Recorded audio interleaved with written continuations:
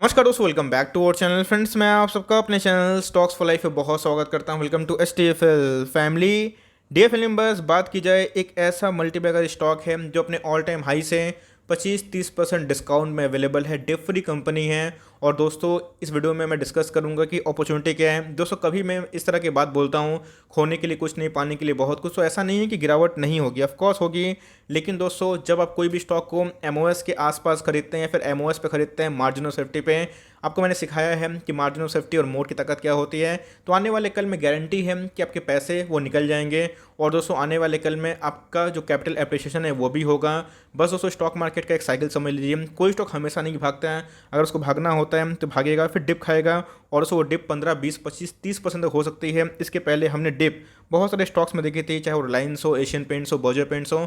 और सबने का इस एक पेशेंस टेस्ट करने के बाद सबने ऑल टाइम हाई लगाया। तो जी हाँ दोस्तों, एक लार्ज कैप कंपनी है, थोड़ा महंगा प्राइस है, लेकिन आने वाले कल में स्प्लिट और बोनस भी अनाउंस कर सकती है। तो जी हाँ, अगर आप फ्रेश बाइंग करना चाहते हैं कोई अच्छे स्टॉक में, तो दोस्तों इसको ट्रैक कर सकते हैं। जहाँ मुझे लगता है कि लॉन्ग टर्म में गिरावट की संभावना थोड़ी कम है, लेकिन अपसाइड बहुत ही ह्यूज है। तो कौन सा वो स्टॉक है, फंडामेंटल क्या है, सब कुछ करूँगा crystal clear. Channel first time होंगे, सब्सक्राइब कर सकते हैं इस तरह क्वालिटी कंटेंट को सबसे पहले एक्सेस करने के लिए। Now without delaying any for time, let's begin.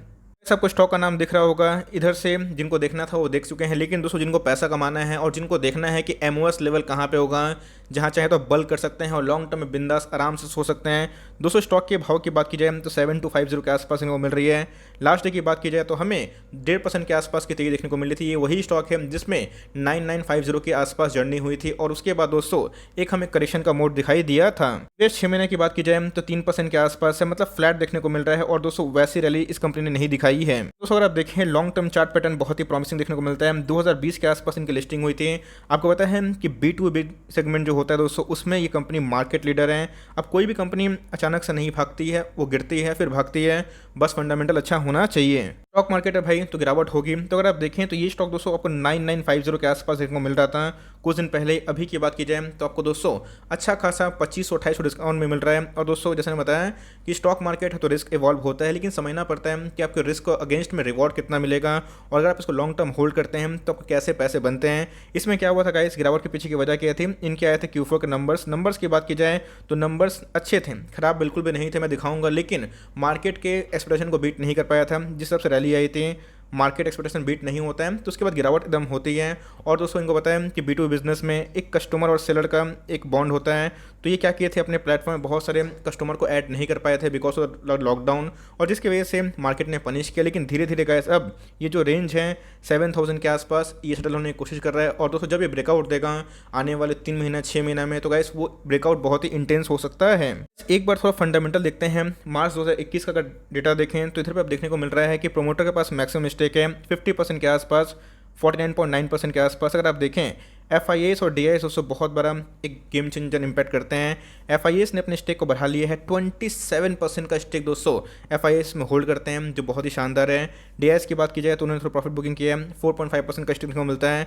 Retail की बात की जाए तो उन्होंने भी गाइस थोड़ा प्रॉफिट बुकिंग किया है, उनका भी जो स्टेक है 18% के आसपास देखने को मिल जाता है। बस एक बार फंडामेंटल देखिए, उसके बाद आप डिसाइड करिएगा। मैं चार्ट पर दिखाऊंगा कंडीशन क्या इमर्ज हो रही है। लेकिन दोस्तों, अगर आप देखें 2000 से ये स्टॉक एक साल में ही 5 गुना भाग जाएगा। तो भाई अगर 500% रिटर्न देगा तो गिरता है, सुस्ताता है, आराम से थोड़ा सा आराम विश्राम करता है, उसके बाद भागता है। मार्केट कैप दोस्तों 22,000 करोड़ के आसपास की मार्केट कैप है, मतलब एक लार्ज कैप कंपनी है। पहले स्मॉल कैप थी, उसके बाद मिड कैप और उसके बाद लार्ज कैप, क्योंकि कभी भी FIS का इन्फो आता है तो बहुत तेज आता है। इंडस्ट्री पीस अगर आप देखें तो थोड़ा महंगा दिखाई पड़ेगा, लेकिन दोस्तों जब इनके नंबर्स नहीं आए थे उस समय इनका जो पी था गैस वो 100 के ऊपर था। लेकिन दोस्तों नंबर्स हेल्दी थे, जिसकी वजह से प्राइस टू अर्निंग थोड़े कम देखने को मिल रहे हैं। और दोस्तों, मैं कोई स्टॉक को आपको ऑल टाइम हाई पे लेने के लिए नहीं बोल रहा हूँ। ऐसा स्टॉक जो भागेगा तो आपके पैसे बनेंगे, बिकॉज फेस वैल्यू की बात की जाए 10 के आसपास, जो कभी ना कभी दोस्तों कंपनी को भी डिपेंड करता है कि अपने स्प्लिट को अनाउंस कर दें। पर देख लेते हैं कंपनी के सेल्स कैसे रहते हैं, इतना क्या पनिश ये सह सकता है। अगर आप देखें तो 2020 में 650 करोड़ के आसपास सेल्स थे। 2021 की बात की जाए तो 669, मार्केट में अनुमान था कि 800 करोड़ 750 करोड़ के आसपास सेल्स रहेंगे, वो बीट नहीं हो पाया था। लेकिन दोस्तों, प्रॉफिट मार्जिन की बात की जाए बहुत ही शानदार थे। कंपनी के पहले प्रॉफिट कितने थे, 149, अभी कितने हो चुके थे लास्ट क्वार्टर में, मतलब एक ईयर की मैं बात बोल रहा हूँ, 282 रुपीज़ इन करोड़। कंपनी के प्रॉफिट दोस्तों बहुत ही अच्छे देखने को मिल रहे हैं। कंपनी एक्सपोनेंशियल ग्रोथ रेट दिखा रही है। अब आने वाले कल में आपको पता है कि जैसे बायर सेलर जुड़ेंगे तभी इनका कुछ कल्याण होगा। तो आने वाले कल में प्रॉफिट और रेवेन्यू खराब बिल्कुल भी नहीं थे। इनके पास कितना रिजर्व सरप्लस है वो भी चेक कर लेते हैं। 2020 में कंपनी के पास 246 करोड़ का रिजर्व सरप्लस था। बात की जाए 2021 में 1580 करोड़ हो चुका है। कंपनी के दोस्तों आरओई बहुत इंपॉर्टेंट होते हैं। आपको मैंने बताया है कि 15 से जो 20 का आरओई होता है वो सम्मानजनक होता है। मार्केट इसको बहुत रेस्पेक्ट करता है। इनके जो आरओई है 17 के आसपास हैं। आरओसी की बात की जाए तो 20 के आसपास है। करंट रेशियो 4 के ऊपर हमें दिखाई पड़ते हैं। और अच्छी बात तो गाइस कंपनी में ये है कि कंपनी को कोई भी डेट नहीं है। गाइस डेट फ्री कंपनी की बात ही अलग होती है कि उनके दरवाजे पे कोई भी लेनदार आके खटखट ना करे कि भाई मेरे पैसे लौटाओ। और ये कंपनी को स्टेबल बनाती है, कंपनी को स्टेबिलिटी देती है। बिकॉज आने वाले कल में कंपनी को कर्जा नहीं होता है तो वो सो सकती है। आपको पता है कि मैंने एक न्यूज़ साझा की थी, बताया था कि इनके एक्विजिशन के प्लान है, छोटे मोटे स्टार्टअप को भी एक्वायर कर रहे हैं। तो जो कंपनी गाइस छोटे मोटे स्टार्टअप को एक्वायर करने की कोशिश करती है तो लॉन्ग रन में गाइस वो जरूर अच्छा करने की दावेदारी पेश कर सकती है। कंपनी के सीजीआर सेल्स की बात की जाए तो 3 साल का 16 के आसपास है, जो क्वाइट गुड है, खराब बिल्कुल भी नहीं है। 20-200 मुझे काफ़ी अच्छा लगता है, तो उससे थोड़ा डिक्लाइन है, पहले से कम हुआ है, इस बात को ध्यान रखिए। लेकिन प्रॉफिट की बात की जाए तो कंपनी के प्रॉफिट मार्जिन काफ़ी हद तक प्रॉमिसिंग है। लास्ट की डिलीवरीज की बात की जाए तो 43% के आसपास हमें देखने को मिल रही है, जहां पे तकरीबन 1,12,000 शेयर्स ट्रेड हुए हैं। उसके अगेंस्ट में 50,000 शेयर्स के आसपास डिलीवरीज ली गई है। हालांकि नई लिस्टिंग हमें देखने को मिली थी और उसके बाद स्टॉक में काफ़ी मोमेंटम हमें देखने को मिला था। यहाँ पर अगर आप देखें तो स्टॉक ने 3 से 4 महीना एक कॉन्सोलेशन दिखाया था, उसके बाद फ्रेश ब्रेकआउट दिया था। अगर आप देखें दोस्तों तो 1 वीक के चार्ट में अगर आप देखें तो पिछले कुछ समय से 1, 2, 3, 4, 5, 6 मतलब 8 कैंडल 2 महीना से गाइस इस स्टॉक में एक रेंज बाउंड देखने को मिल रहा है। गाइस स्टॉक यहाँ से गिरना स्टार्ट हुआ, उसके बाद कंटिन्यूसली एक फॉलिंग नाइफ की तरह देखने को मिला। और दोस्तों उसके बाद अगर आप देखें तो स्टॉक एक रेंज बाउंड देखने को मिल रहा है वीकली चार्ट में। अगर आप देखें तो बॉलिंजर बैंड कभी भी गाइस एक सीधा बुलिश क्रॉसओवर प्रेजेंट कर सकता है। आरएसआई की बात की जाए तो 50 के आसपास है, मतलब स्टॉक ओवरबॉट नहीं है और इधर पे गाइस पोजीशन बनाई जा सकती है। वन डे के चार्ट की बात की जाए इसके पहले आपको पता है कि मैंने इंडिया मार्ट को कवर किया था। अब मेरा फर्ज बनता है कि जब स्टॉक तेज रहे तो उससे वीडियो बना के क्रेडिट ना लूँ, जब स्टॉक गिरे उधर पे आप कॉन्फिडेंस बिल्ड करूँ कि स्टॉक में बने रहें, आपके पैसे ज़रूर बनेंगे। अगर आप देखें तो गाइस इधर पे एक वेज पैटर्न बनते हुए दिखाई पड़ रहा है। अगर ठीक से ड्रॉ करूँ तो एक वेज पैटर्न है जहाँ पे प्राइस एक ट्रैप हो चुका है। तो ये दोस्तों कभी भी एक ब्रेकआउट दे सकता है आने वाले कल में।